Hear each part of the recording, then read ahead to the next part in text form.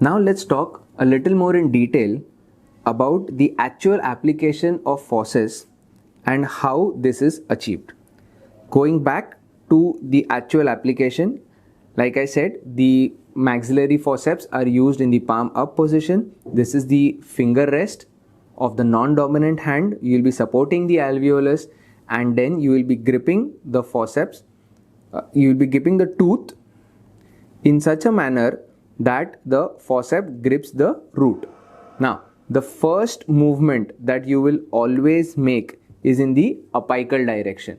Now, the reason the movement is made in the apical direction is because you will know that when we insert the forceps deep into the alveolar bone, as deep as possible, what you are actually achieving is that the actual tooth and alveolar bone are being separated. There is an expansion of the alveolar bone that is achieved by the actual apical force of the forceps.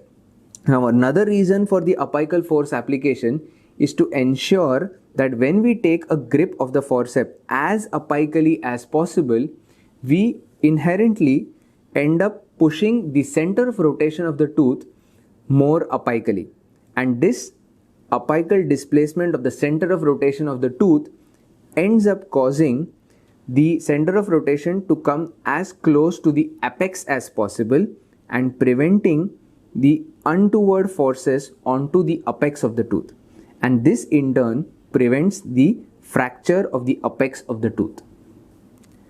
Now, the next force that we are going to apply is going to be in the buccal or labial direction. Now, the labial direction force helps in expansion of the socket, especially the buccal or the labial cortical bone. Followed by this, we have the lingual or palatal movement wherein the palatal bone expands.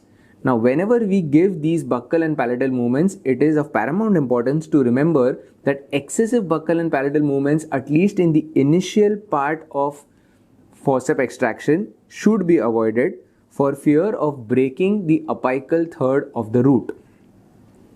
Now, we have completed the apical, the buccal and the palatal or lingual movements. Now, the next set of movements is the rotational movements. Now, please remember that rotational movements are ideal in teeth with purely conical set of roots or almost conical set of roots, like you have the maxillary central incisors and of course you have the mandibular premolars. Other multi-rooted tooth or teeth with dilacerated roots are generally not advisable to undergo rotational movements for the obvious reason that they may end up fracturing the multiple teeth or the curved tooth. After this, the final force that you will apply is the tractional force, and this tractional force is basically traction in the direction opposite to the apex. So in case we are working with the maxillary set of teeth, the force is going to be in the downward direction, and in case you are working with the mandibular set of teeth, the force is going to be in the upward direction. Okay, so this tractional force is the force basically that is going to allow you to deliver the tooth in such a manner that you do not end up causing any additional expansion or damage.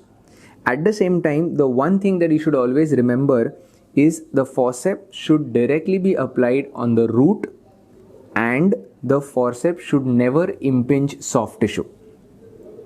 Having said that, another important thing to remember is in case you have caries or a carious lesion with the buccal aspect or the labial aspect of a tooth, it is always important to bypass this lesion. Like in this case, if you have a carious lesion over here near the cervical area of the tooth, it is important to bypass this lesion and grip the tooth apical to the lesion. The reason for this is if you end up grabbing the actual lesion itself or above the lesion, you are grabbing onto a more weaker section, an anatomically weaker section of the tooth, which will eventually lead to a fracture. At the same time, the movement that you achieve the first movement generally tends to be more buccal, and this helps in better leveraging the mechanical advantage of gripping the tooth apical to the carious lesion.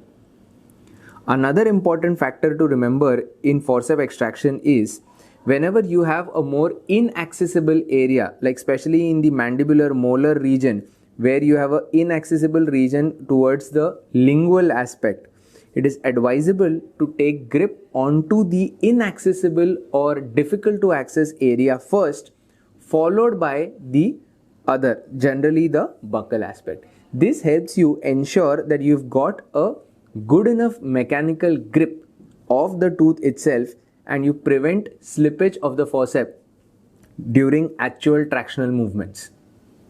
And that, in other words, is the basic principles of using a forceps.